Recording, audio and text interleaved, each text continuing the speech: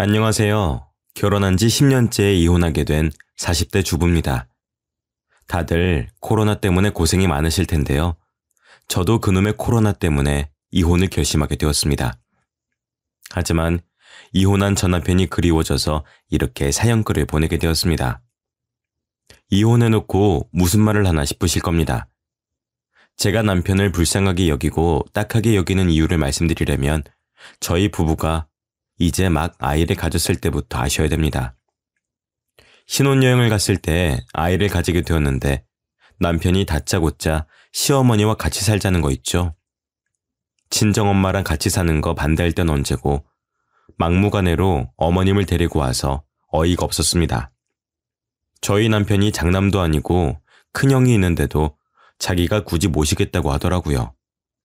하지만 어머님이 낙상사고로 잘 걷지 못하는 모습을 보니 어쩌질 못했습니다. 시어머니 성격도 보통이 아니라서 면전에서 대놓고 같이 살기 어려울 것 같다고 말도 못했죠. 시어머니와 8년을 같이 살면서 돌아가실 때까지 어려워했지만 그때는 나이가 어려서 어머님께 대들지도 못했었거든요. 아들 하나를 키우면서 또 어머님도 돌봐드리며 힘겹게 살아가고 있었는데요. 시어머니 눈치를 보면서 사느라 조금 힘들었지만 남편이 제 편을 들어주니 괜찮았습니다. 하지만 한 번씩 고비가 찾아오더라고요. 어느 날 어머님께서 병문안을 다녀왔다며 치매 이야기를 꺼내시더라고요. 야야, 내가 만약에 치매에 걸리면은 요양원에 집어넣을 거냐? 응? 어렸을 때 친하게 지내던 애가 치매에 걸려서 잠깐 얼굴 보고 오는 길인데 세상에 어떻게 그런 곳에서 지내는지 모르겠더라. 나는 그런데 안 보낼 거지? 그럼요, 어머님. 절대 안 보내야죠. 설마 지금까지 잘 모시고 살고 있는데 어머님 치매 걸렸다고 요양원에 보내겠어요? 치매 노인이라니. 벽에 똥칠할 때까지 산다는 말이 있을 정도로 극악의 난이도가 아닌가요? 차라리 갓난아기 2명을 동시에 키우면 키웠지 치매 노인과는 못 살았습니다. 하지만 이 말은 속으로만 생각하고 차마 입 밖으로 이야기하지 못했죠. 남편도 옆에서 제 말을 듣고 놀란 눈치더라고요. 제 속도 모르고 정말 그럴 거냐고 따지길래 나중에 이야기하자고 속닥거렸습니다. 그리고 안방으로 가서 남편에게 미리 말해두었죠. 당신 어머님 앞에서 그런 것 좀 묻지 마. 어머님 앞에서 직접 모시겠다고 하지. 그러면은 시설에 보내겠다고 하겠어? 지금은 멀쩡하시니까 모실 수 있겠지만 어머니 치매 걸리면은 나 못 모셔. 당신 장남도 아닌데 괜히 어머님 모시겠다고 나서서 지금 이러는 거 아니야. 그러니까 어머님 아프시면 괜히 모시겠다고 하지 말고 요양원이든 병원이든 아무데나 입원시켜. 세상에 어떻게 그래. 지금 우리 형이 형편이 안 좋아서 이러는 건데 우리가 모실 수 있을 때까지 모셔야지. 그럼 우리 엄마는? 우리 엄마도 안 아픈 데가 없는데 혼자 지내고 계셔. 내가 외동딸이라 모실 사람도 없다고.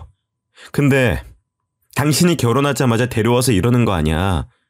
신혼 때 시어머니 모시는 거 협의도 안 해놓고 끝까지 이럴 거야? 장모님이랑 우리 엄마는 다르지. 우리 엄마가 더 심각하니까 이러는 거 아니야. 우리 엄마 앞에서는 효녀인 척 가증스럽게 연기해놓고 이러기야? 나 참 어이가 없어서. 남편이 버럭 소리를 질러놓고 나가버리길래 속에서 열불이 났죠.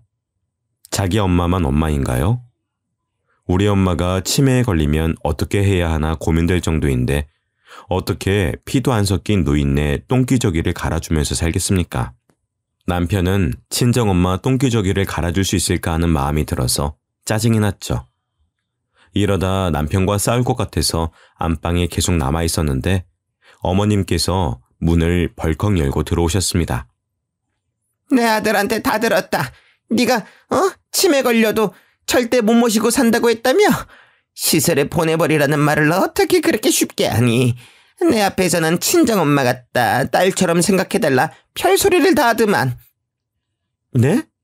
갑자기 들어오셔서 무슨 말씀하시는 거예요? 진짜로 저희 남편이 다 말했다고요? 너 모르는 척 시침이 떼지 마라. 속으로 음흉한 생각하고 있었으면서 감히 나를 속여? 여보, 이리 들어와봐. 어머님한테 도대체 무슨 말을 한 거야? 우리 아들은 왜 부르니? 나한테 탈탈 털릴 것 같아서 부르는 게야? 그러니까 뒤에서 음흉한 짓을 하지를 말든가. 어머님, 음흉한 짓이라뇨. 제발 제 입장도 좀 생각해 주세요. 저희 엄마도 지금 몸이 안 좋으세요. 결혼할 때 친정이랑 합가하는 거 반대하셔놓고 지금 뭐라고 하시는 거예요? 어머님만 소중하세요? 저희 엄마 모시고 저도 같이 살고 싶다고요. 그래, 네 말대로 내가 시설에 들어가마. 나 치매니까 들어가겠다고. 가증스러운 년, 얼마나 내가 보기 싫었을까. 너 같은 년이랑 같이 사니까 내가 저주받은 거 아니야. 멀쩡하던 내가 다 치매에 걸리는 거 보니까 네가 나 볼 때마다 속으로 별의별 주문을 다 외우고 저주를 퍼부었나 보다. 네? 지금 그게 무슨 말씀이세요? 어머님이 치매에 걸리셨다고요? 그래. 내가 시설에 보낼 치매 노인이 나다. 왜? 못 믿겠어? 얘다. 이거 봐라. 내 치매 진단서다. 어머님이 던진 진단서를 살펴보니 정말로 치매가 맞았습니다. 병문안을 간다고 나선 게 요즘 따라 깜빡깜빡하는 게 이상해 치매 검사를 받으러 간 거라고 하시더라고요. 그런데 정말로 치매 초기 진단을 받고 충격을 받으셨다고 합니다. 저는 어머님이 치매에 걸린 줄도 모르고 남편에게 한 말인데 남편은 그걸 그대로 일러바친 거였죠. 시어머니의 치매 진단을 남편이 저보다 먼저 알았는지 놀라지도 않더라고요. 둘이서 일부러 제 속마음을 떠보고 테스트한 것이었습니다. 정말 배신감이 느껴졌지만 저는 변명할 수밖에 없었는데요. 저는 진짜로 어머님이 치매에 걸리신 줄 몰랐어요. 저도 사는 게 힘들어서 나온 말인데 설마 진짜로 어머님 시설에 집어넣겠어요? 그러니까 마음 푸세요. 그럴 일 없을 거예요. 가증스러운 년. 내가 네 말을 믿을 것 같아? 이래놓고 뒤에서 내 아들 달달 볶으면서 요양원에 보내라고 시키겠지. 어머님, 그럴 일 없다니까요. 왜 제 말을 안 믿어주세요? 됐어. 그만해라. 너 같은 것이랑 말싸움할 생각 없어. 시어머니가 집을 획 나가버리길래 남편을 붙잡고 하소연했습니다. 중간다리 역할을 제대로 해달라고 부탁했지만 남편은 제 말을 들어주지 않았죠. 그날 이후로 남편이랑 시어머니 둘 다 저를 투명인간 취급하더라고요.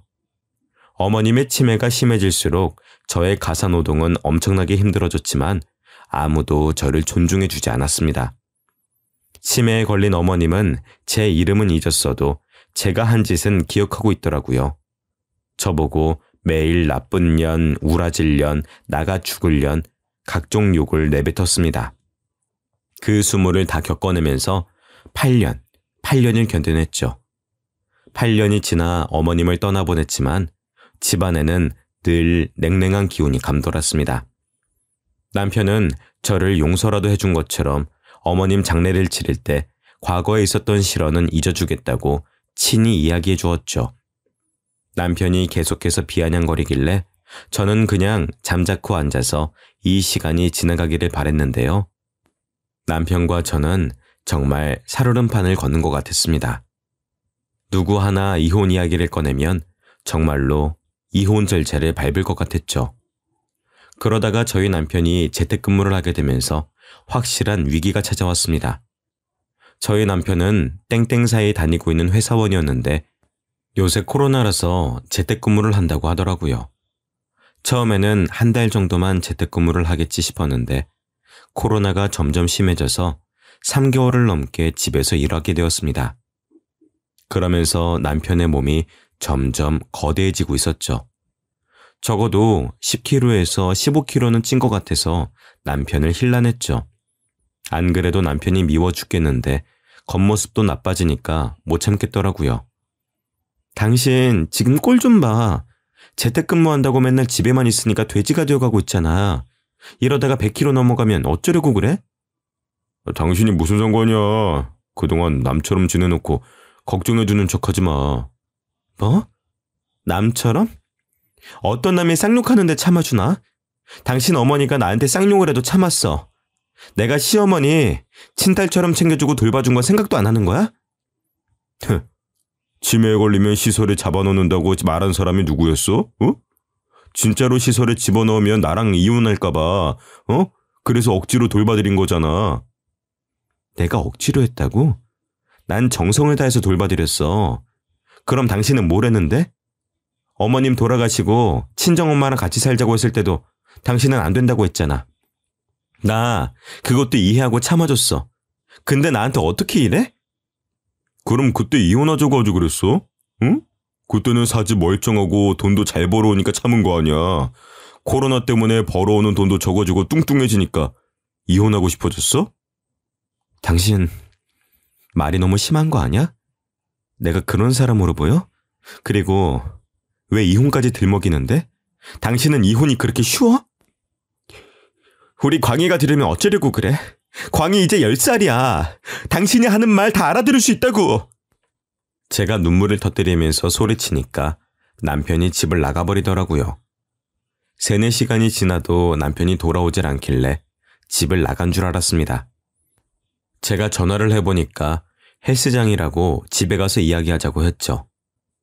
진짜로 남편이 집에 돌아와서는 헬스장에 다니겠다고 선언했죠.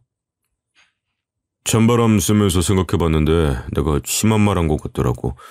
내가 봐도 살 빼야 될 것 같아서 집 앞에 있는 헬스장 등록해놨으니까 걱정하지 마. 최대한 빨리 원래 몸무게로 돌아갈게. 남편이 먼저 화해를 요청하니까 저도 마음이 사르르 녹아버렸습니다. 부부싸움은 칼로 물베기라는 말이 있듯이 늘 이런 식으로 싸우고 화해하니 이혼까지는 안 가는 거였는데요. 하지만 저는 앙금이 남아있었습니다. 제가 희생해서 치매 걸린 어머님 똥기저귀까지 갈아드렸는데 저를 인정해주지 않고 끝까지 배척했으니까요. 남편이라는 호칭의 뜻이 남의 편이라고들 하지 않습니까? 어머님이 난동을 피우며 못된 년, 애미 없는 년, 나를 감히 요양원에 가두려고 했냐고 폭언을 퍼붓는데도 남편은 제 편을 들어주지 않았죠. 늘 어머님 편을 들며 그러니까 옛날에 왜 그런 말을 했냐고 따지고 들었죠. 그 상처가 아직 남아있어서 저는 계속해서 남편을 헐뜯었습니다. 내가 어머님 돌보느라 바빠서 살찌니까 뭘 할 땐 얹이고 고작 집에서 회사 일하면서 살이 그렇게 쪘어? 헬스장 다니면 뭐해? 재택근무 계속하면 살이 다시 찔 텐데? 당신 왜 말을 그렇게 해? 내가 좋게 생각해서 살갑게 말해본 건데 당신이 맨날 그런 식으로 말하니까 우리가 싸우는 거 아니야. 그래. 어차피 다시 찔 살 내가 빼고 본다. 빼고 나서 보자고. 남편도 제 말에 마음이 상해서 그나마 섞었던 인사말조차 나누지 않았습니다. 약속이나 무얼 사려고 잠시 나갈 때도 다녀오겠다, 다녀왔다는 말도 하지 않은 거죠. 그렇게 남편의 재택근무가 아예 끝나고 다시 회사로 복귀할 때까지 저희는 서로를 투명인간 취급했습니다. 물론 제가 먼저 남편에게 말을 걸 수도 있겠습니다만 여지껏 갖은 수모를 겪어가면서 남편과 시어머니께 무시당한 8년의 시간들 때문에 제가 먼저 말을 못 걸겠더라고요. 그 사이에 남편이 헬스장을 계속해서 다니고 있었는지 날이 갈수록 날씬해지고 있었습니다. 예전 몸무게는 물론 저와 연애했을 때처럼 근육이 생기고 있어서 가슴 설렜죠. 그래서 남편과 화해할 겸 분위기를 잡았습니다. 신혼 때처럼 오순도순 잘 지냈으면 좋겠어서 남편이 좋아하는 소고기를 구워놓고 와인도 한 잔 준비해 두었는데요. 모처럼 예쁜 원피스도 입고 퇴근하고 돌아오는 남편을 맞이했습니다. 그런데 남편이 저를 보자마자 시큰둥한 표정으로 방으로 들어가더라고요. 제가 따라 들어가니 남편이 신경질적인 목소리로 물었습니다. 당신이 웬일이야? 나 무시할 땐 언제고? 응? 기념일도 아닌데 소고기를 다 구웠어? 설마 소고기로 퉁치려고? 나보고 헬스장 다녀봤자 다시 찔 텐데 뭐하러 다니냐고 폭언 퍼부은 거 기억 안 나? 딱 보니까 내가 살 좀 빼고 몸 좋아지니까 신혼기분 내고 싶었나 보네? 당신이 살 빼서 이러는 거 아니야. 언제까지 이러고 지낼 순 없잖아. 난 하루라도 빨리 당신이랑 화해하고 싶어서 준비한 건데 왜 그렇게 생각하는 거야? 우리 이혼할 생각도 없으니까 남처럼 지내지 말자. 이혼할 생각이 없다고? 나는 그런 말 한 적 없는데. 언제부터 당신이 내 생각을 읽을 수가 있었어? 나 참 어이가 없어서. 됐어. 피곤해. 씻고 잘 거니까 그렇게 알고 있어. 남편이 저를 밀쳐내고 화장실에 들어가 씻길래 설마 했습니다. 진짜로 씻고 나오더니 제가 차려준 밥상도 안 쳐다보고 자더라고요. 코까지 골면서 자길래 정말 베개로 내려치면서 깨워버리고 싶은 마음뿐이었죠. 남편이 정말 차갑게 변해버렸다고 생각할 무렵이 그쯤이었습니다. 다음 날이 돼서야 소고기를 구워주는 저를 보고 남편이 젓가락을 까딱거렸는데요. 눈에 소고기 기름이 튀어서 잘못 본 줄 알았습니다. 젓가락으로 제 엉덩이와 뱃살을 가리키면서 몸매를 평가하고 있더군요. 당신 운동 좀 해야 되는 거 아니야? 그러다가 살 훅 쪄. 딱 보니까 나이 셀 친 거 같은데 나중에 어떻게 빼려고 그래?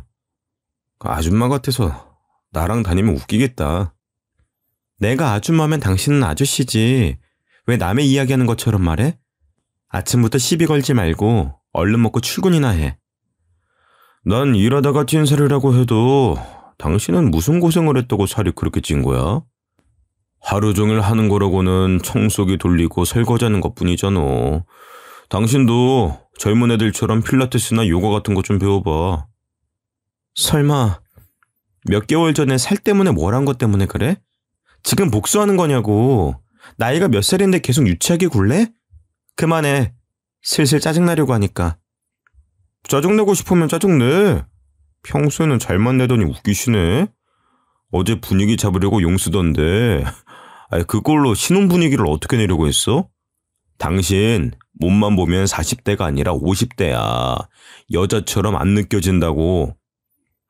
그 말을 듣는 순간 젓가락을 확 내려놓았습니다. 분노와 함께 눈물이 차올라서 남편 눈도 못 쳐다보고 집을 나와버렸죠. 집 근처 공원으로 나와서 동네 사람들이 보든 말든 펑펑 울었던 것 같습니다. 정신없이 울고 나니까 30분이 흘러있더라고요. 이쯤 되면 남편이 회사 가고 없을 것 같아서 집으로 올라갔습니다. 집에 가보니 남편이 식탁에 핸드폰을 두고 갔더라고요. 가져다 둘 생각은 추호도 없어서 구석에 던져두려고 핸드폰을 챙겨들었습니다. 그때 충격적인 장면을 목격했죠. 남편이 무음으로 맞춰뒀는지 핸드폰 알람 소리도 없이 문자가 한 통 왔는데요. 순식간에 사라졌지만 딱 봐도 여자와 나눈 메시지였습니다. 오빠 출근했어? 오늘 운동하러 올 거지? 야근하게 되면 말해줘. 같이 단백질 챙겨 먹고 운동하자. 자기 오늘도 화이팅! 사랑해! 이 문자를 본 순간 남편이 바람을 피느라 저에게 차가워진 거라는 생각이 들었습니다. 그래서 남편이 올 때까지 기다렸죠. 제 예상대로 남편이 오자마자 핸드폰을 찾더니 제 눈치를 보더라고요. 저는 모르는 척 집안일을 하다가 남편의 비밀번호 패턴을 알아냈습니다. 남편이 자는 사이 몰래 알아놓은 패턴으로 핸드폰 잠금 장치를 열어보았죠. 문자가 지워지지 않고 아직 남아있길래 제 핸드폰으로 찍어두었습니다. 제가 본 문자 말고도 헬스 트레이너와 수많은 문자를 나눴더라고요. 헬스장을 처음 다닐 때부터 연애하는 것처럼 알콩달콩 이야기를 나누었다는 사실을 알고 충격을 먹었습니다. 최근에는 본격적으로 저를 속이고 데이트를 하거나 당일치기 여행을 간 날도 있었는데요. 그 문자들을 본 순간 운동하러 가는 남편을 따라 나서야겠다는 결심이 들었죠. 그래서 바로 다음 날 남편 회사 근처에 숨어있게 된 거였습니다. 남편이 퇴근하고 회사에서 나와 헬스장으로 가는 것 같길래 저도 따라갔죠. 남편이 당연히 헬스장으로 갈 줄 알았는데 웬 주택가로 들어서더라고요. 설마 그동안 헬스장이 아니라 불륜녀의 집으로 들어간 것이 아닐까 하는 예감이 들었습니다. 역시 제 예감이 맞더라고요. 남편이 익숙하게 오피스텔로 들어가 불륜녀 집 비밀번호를 누르더니 현관문을 열고 있었습니다. 당연히 그 안에서 불륜녀가 튀어나와 남편에게 안기었죠. 저는 그 모습을 보자마자 바로 달려가 불륜녀의 뺨을 내려쳤습니다. 남편이 화들짝 놀라 저를 보더니 대뜸 소리를 질러댔죠. 당신이 왜 여기 있어? 지금 설마 날 미행한 거야? 완전 미친 년 편네 아니야. 아무리 가족이라도 그렇지. 이거 범죄인 거 알지? 스토킹에 폭행죄까지. 야, 우리 지훈이가 때릴 데가 어디 있다고 때려. 당신 거기 딱 있어. 경찰에 신고할 테니까. 뭐? 신고? 당신 돌았어?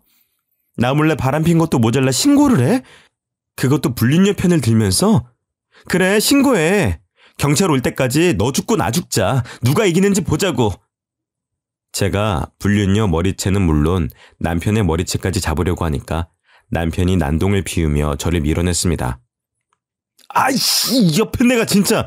당신이 뚱뚱해서 이러는 거 아니야. 우리 지훈이를 봐. 얼마나 날씬하고 예뻐? 근데 당신은 곧 있으면은 아줌마를 뛰어넘어서 할머니가 되게 생겼네? 거울은 보고 다니는 거야? 왜 이렇게 막말하는 건데? 생각이란 걸 하고 있긴 해? 진짜 나랑 이혼하려고 이러는 거야? 우리 광희를 생각하라고. 당신 원래 이런 사람 아니잖아. 이 여자한테 홀려서 이렇게 된 거잖아.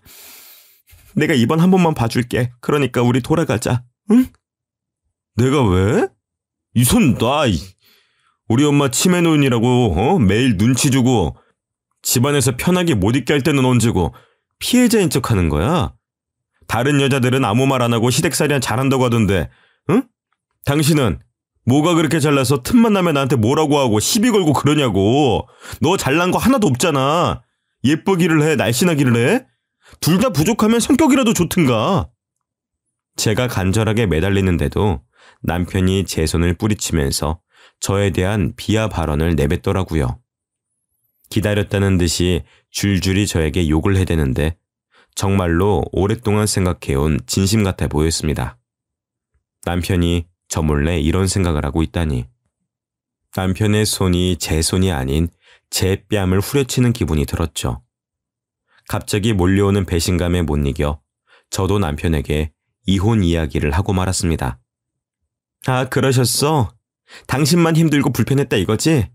정작 치매 노인 똥기저귀 갈아주고 욕짓거리 다 듣고 산 나는 오죽했겠어? 그래, 8년간의 고생도 이해 못해준 사람이랑 어떻게 살겠니? 당신 나랑 이혼하고 싶어서 이러는 거지? 이혼하자. 지금 당장 이혼하자고. 바라던 바야. 이혼 도장 바로 찍어. 당신이랑 어떻게든 이혼하고 싶었는데 드디어 이혼하게 됐네. 대놓고 바람핀 주제에 내가 그냥 이혼해 줄 것 같아? 불륜 증거 다 모아뒀어. 내가 이혼 소송 걸 테니까 위자료랑 우리 광희 양육비나 준비해.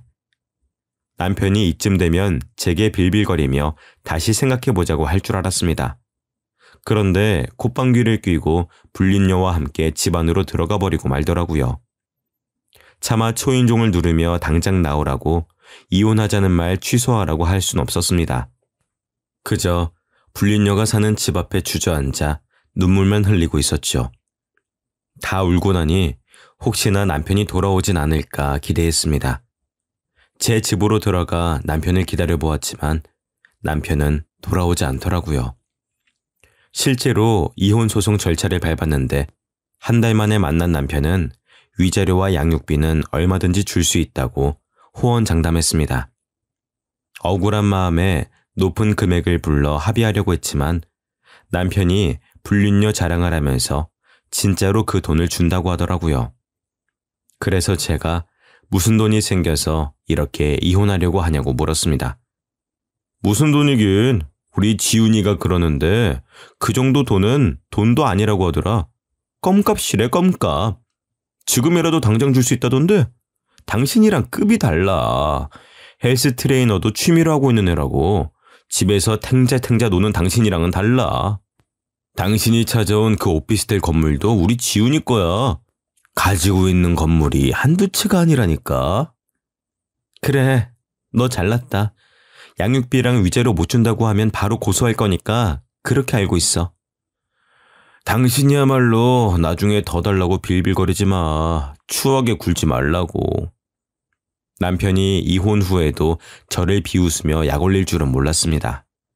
뭘 믿고 이렇게 당당하나 싶었는데 불륜녀 재력을 믿고 있더라고요. 불륜녀 집안 자체가 부자로 이름난 집안이라 기세등등해진 것 같았습니다. 회사도 그만두고 불륜녀랑 결혼 준비를 하며 해외여행도 다니고 있었죠. 저는 정말 알고 싶지 않았지만 저랑 이혼 소송 중이거나 소송이 끝난 후에 광희를 보러 올 때마다 불륜녀 자랑을 그렇게 해댔습니다. 우리 지훈이가 결혼식 올리기 전에 하와이로 여행 가지. 그러면서 신혼여행은 프랑스로 가자고 하는 거 있지. 돈이 너무 많으니까 가성비는 걱정할 필요도 없더라. 하고 싶은 대로 다 할 수 있어서 너무 좋아. 우리 지훈이랑 결혼하면은 청첩장 줄게. 너도 와가지고 호화 결혼식이 뭔지 좀 구경해. 축의금은 안 줘도 돼. 장인어른이 워낙 부자라서 그런 거 안 받겠대요. 광희야, 학원 갈 시간이라고? 엄마가 데려다 줄 테니까 가자. 뻔뻔하게도 불륜녀랑 결혼하면 청첩장도 준다고 하길래 못 들은 척 무시했죠. 제 아들도 남편이랑 있는 걸 불편해할 정도로 언행이 심해졌습니다. 나이를 뻘로 먹는지 생각하는 뇌가 없는 것 같았죠. 자기가 하는 말 때문에 아이가 어떻게 변해가는지 모르고 있었습니다. 저는 남편이 불륜녀에게 홀려서 머리가 어떻게 되어버린 줄 알았는데요. 다행히 남편의 불륜녀 자랑도 거기서 끝이 나고 말았습니다. 불륜녀가 운영하는 헬스장 남자 고객과 바람을 폈다는 거 있죠? 남편보다 더 잘생기고 능력 있고 나이까지 어린 남자였습니다. 그 소식을 어떻게 알게 되었냐고요? 남편이 제 발로 집까지 찾아와서 저에게 매달리기 시작했거든요. 여보, 내가 잘못했으니까 우리 다시 합치면 안 될까? 내가 이렇게 빌게. 갑자기 그게 무슨 말이야? 얼마 전까지 당신 불륜녀 자랑을 그렇게 하더만. 지훈이가 나보다 더 젊고 돈 많은 남자랑 도망갔어. PT해주는 남자 고객 같은데 내 돈 다 가져가서는 연락도 안 받아. 나한테 아버지 사업 핑계대면서 대출까지 쓰게 만들더니 나 그년 때문에 땡전 한 푼도 없어. 오히려 빚만 늘었다고. 그래서 나랑 다시 결혼해서 빚 갚아달라는 말이야? 내가 그래줄 것 같아? 그년이 그렇게 부자라며. 그 남자 질리면 돌아와서 당신 빚을 갚아주겠지. 다시 올 때까지 기다려. 그럼 되겠네. 그년이 안 올 것 같아서 이러는 거야. 그의 아버지 부자인 거 다 거짓말 같아. 꽃뱀인 것 같다고. 나 꽃뱀한테 당한 거야. 그러니까 한 번만 봐주면 안 될까? 꽃뱀한테 홀려서 와이프 버린 놈을 내가 뭐 알아? 집안 망신시킬 일이 있어? 우리 광희도 당신 안 좋아하니까 당장 꺼져. 제가 이렇게 말하면서 쫓아내려고 하니까 남편이 무릎까지 꿇었습니다. 파리처럼 싹싹 빌면서 저한테 눈물로 호소하는데 경찰을 부르겠다고 소리쳤죠. 남편은 그날만 절 찾아온 것이 아니었습니다. 매일 찾아와서 문을 두드리거나 광희를 불러 문을 열게 만들길래 112에 신고해 주거침입죄로 신고한 적도 있었는데요. 진짜로 경찰들이 남편을 잡아가니까 그 뒤로 제 집을 찾아오지 않았습니다. 그렇게 이혼 후 9년이 흘렀습니다. 남편은 당연히 빈털터리가 돼서 양육비도 주지 못하는 상황이었는데요. 불륜녀한테 당한 배신감이 컸는지 결국 남편 지인들도 저에게 SOS 요청을 했습니다.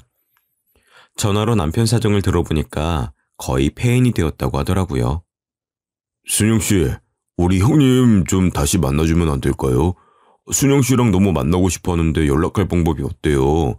빚쟁이들 때문에 번호 바꿔서 여기 이 번호로 연락해달라고 하던데 미친 척하고 딱 한 번만 만나줘요. 너무 불쌍해서 그래.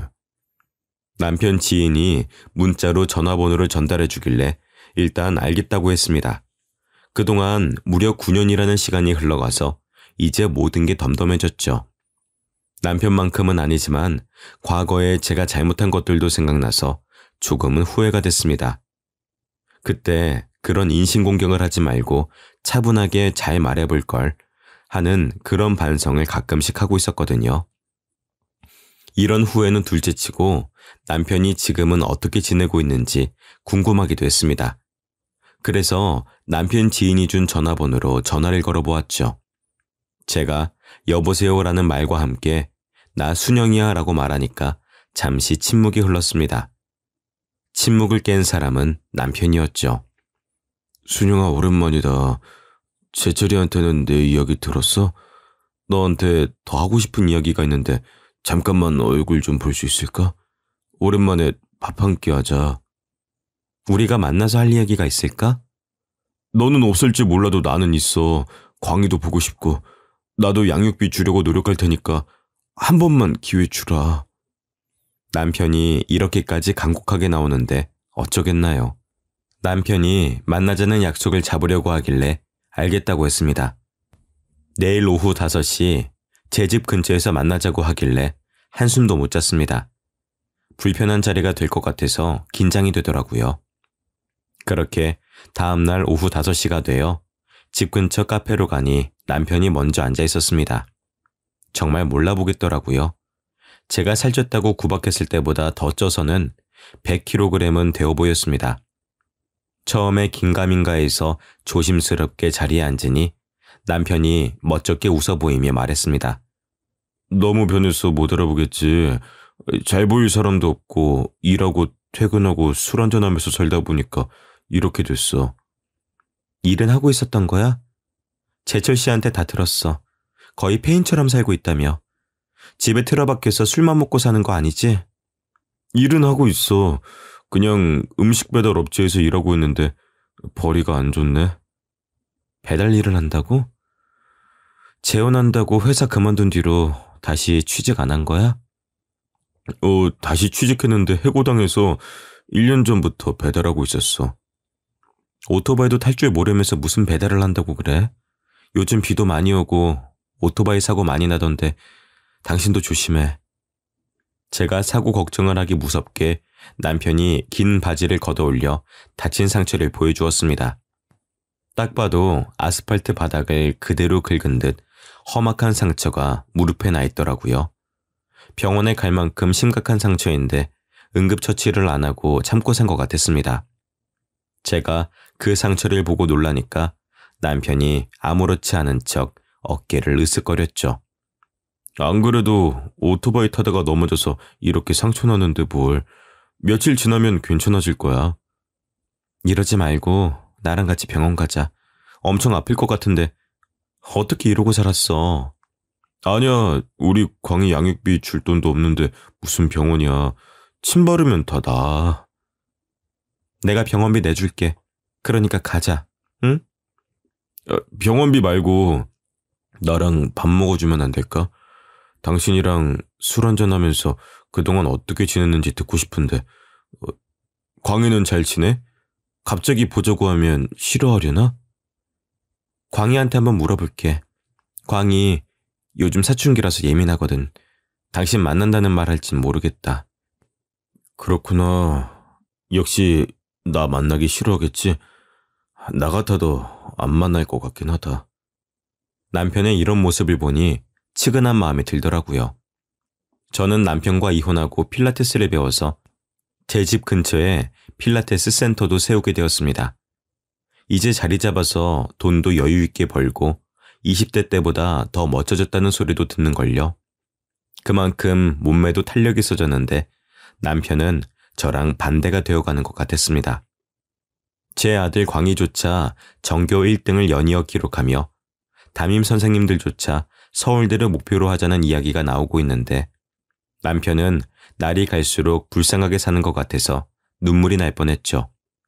행여나 눈물을 흘릴까 억지로 웃어 보이며 남편을 얼른 일으켜 세웠습니다.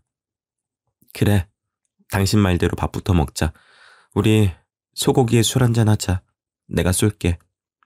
소고기는 무슨 소고기야. 삼겹살 먹자. 당신 소고기 좋아하잖아. 입맛 바뀌었어. 오랫동안 소고기 안 먹으니까 냄새나고 뻣뻣하게 싫더라. 돼지고기는 많이 먹을 수 있으니까 그거 먹으러 가자고. 소고기 많이 시켜. 그 정도는 사줄 수 있어. 제가 호의적으로 나오니까 남편 얼굴이 눈에 띄게 밝아지더라고요. 아무리 미워도 우리 광희 아버지니까 먹고 싶은 만큼 다 사주려고 했습니다. 그날 허심탄회하게 이야기하며 실컷 먹고 마시다가 늦은 시간에 헤어졌죠. 정말 그날이 마지막인 줄도 모르고 나눈 식사와 대화였던 것이죠. 그러다 몇 달 뒤에 모르는 번호로 전화가 걸려온 것이었습니다. 전화를 받아보니 제가 사는 곳에서 한참 떨어진 땡땡 병원이라고 하더라고요. 석준 씨 아내 되십니까? 여기 땡땡 병원입니다. 석준 씨가 갑자기 사고를 당하셔서 연락드립니다. 네? 저 이혼해서 호적상 아내는 아닌데 무슨 사고 때문에 그러시나요? 이석준 씨가 오토바이 사고로 현재 응급실에 있습니다. 전화번호부에 아내라고 저장되어 있어서 이쪽으로 연락드렸습니다. 배달 일 하시다가 빗길에 큰 사고가 나서 바로 수술 들어가야 되는데요. 보호자분 서명이 필요합니다. 알고 보니 남편이 저를 사랑하는 아내라고 저장해 두었던 것이었습니다. 그래서 응급실 간호사가 남편 휴대폰을 뒤져보다가 사랑하는 아내에게 제일 먼저 전화를 걸었던 거죠. 나랑 다시 이어지고 싶은 마음에 몰래 아내라고 저장해 놓은 걸까 싶어서 마음이 먹먹해지고 말았습니다. 그 말을 듣는 순간 남편에 대한 미움보다는 안타까움이 더해졌으니까요. 제 폰에 저장되어 있던 시댁 식구들에게 연락하면서 얼른 병원에 달려가 보았는데요. 땡땡병원 응급실에 도착하자마자 멀리서 CPR을 하고 있는 의사가 보였습니다. 가까이 가보니 오토바이 헬멧이 보였고 간호사들이 움직이면서 가려져 있던 전 남편의 얼굴이 보였죠. 전 남편의 얼굴을 확인한 지 몇 분이 채 지나지 않아 심정지 소리가 들렸습니다. 삐 하는 소리와 함께 남편이 세상을 떠났고 이혼한 사이였지만 왠지 모르게 눈에서 눈물이 주르륵 흘러내렸죠. 예정과 저를 아내라고 저장해둔 남편의 마음이 느껴져서 눈물을 흘리다 못해 통곡을 하고 말았는데요. 시댁 식구들이 그제야 도착해서는 저를 꼭 안아주더라고요. 정신을 차리고 안아준 이의 얼굴을 보니 남편의 여동생이 절 끌어안고 있었습니다. 허니 울지 마. 나 누군지 알아보겠어? 나 석준이 오빠 여동생 석희잖아. 진짜 오랜만이다. 오빠 죽고 나서야 이렇게 보게 되네. 내가 정말 미안해. 오빠가 여자한테 홀려서 큰 죄를 졌어. 석희야, 나 어쩌면 좋아. 바람 펴서 다른 여자랑 도망간 놈 뭐가 좋다고 이렇게 눈물이 나오는지 모르겠어. 안 죽었으면 좋았을 텐데 끝까지 나쁜 놈으로 남지. 뭐가 급하다고. 제가 오열하면서 땅을 치니까 신우이가 같이 눈물을 흘려주었습니다. 이혼해서 남이 되었지만 한때는 가족이라고 명절 때마다 만나고 서로를 챙겨주던 사이였으니까요. 이렇게 헤어져서는 안 될 것 같더라고요. 그래서 남편 장례도 제가 챙기고 상주 노릇도 제가 했습니다. 그렇게 남편을 떠나보내고 어느덧 3년이 지났습니다. 시간이 참 빠른 것 같습니다. 시댁 식구들이랑은 지금도 연락하며 지내면서 가족처럼 만나고 있는데요. 제가 비혼을 결심한 뒤로 시댁이 생길 일이 없을 것 같아서 신우이와 신우이 가족들을 영원히 제 시댁 식구로 남겨두려고 합니다. 신우이와 이혼 전보다 더 가깝게 지낸 탓일까요? 요즘 따라 신우이 가족이 된 기분이 듭니다.